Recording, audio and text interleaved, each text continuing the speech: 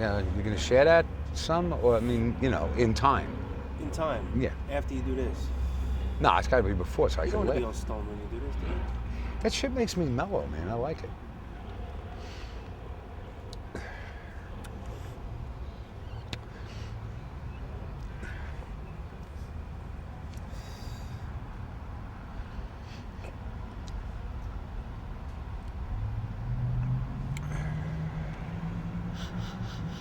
Water.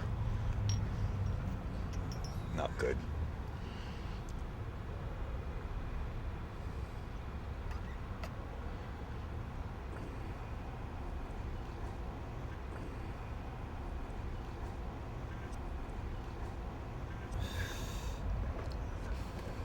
So when's the first time you met Kenny McCabe?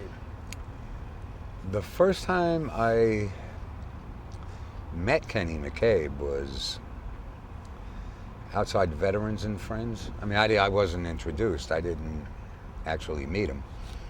But I was with Roy and Nino. And we came out of Veterans and Friends. And McCabe was sitting with his partner. His name was Tony Nelson, I believe. And Roy right away, "There's that fucking McCabe." I said, "Who is it?" And Roy explained to me that Kenny was like almost like an appendage on Roy's side, like wherever Roy was, Kenny showed up. So I mean, in maybe 3-4 years after that, I'd see him all around. He was always outside the club.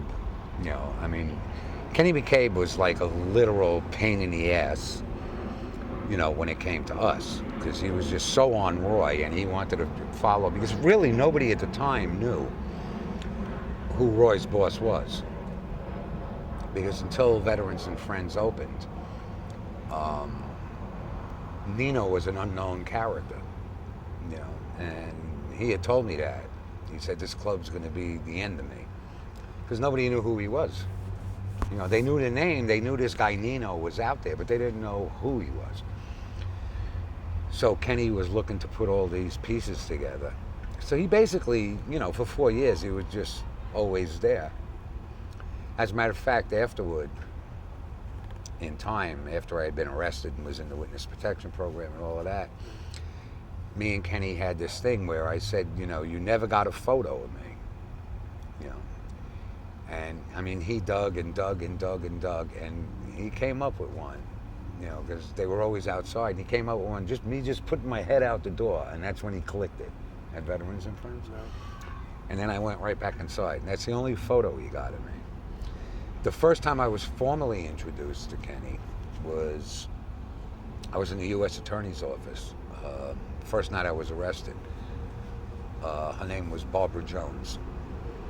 And he was part of the task force and stuff like this. And then when they were talking to me, Kenny was just standing there. He wasn't saying a word. And I said to him, "Hey, how you doing?" And he just like glared at me, because I mean, I knew who he was. He knew who I was. After I flipped, that's when what they call a debriefing, when they start to question you about everything that happened and stuff like that. And Kenny was a very big part of that, of the debriefing. So he interviewed me a lot, and I got to know him pretty good at that point. But I think when I really realized what a really good guy he was, and what he thought of me, was after I was in the witness protection program. And I mean, anytime I needed help, he gave me his home number. I used to call him at home. Anytime I needed something that I knew he could help me with, he was always there for me.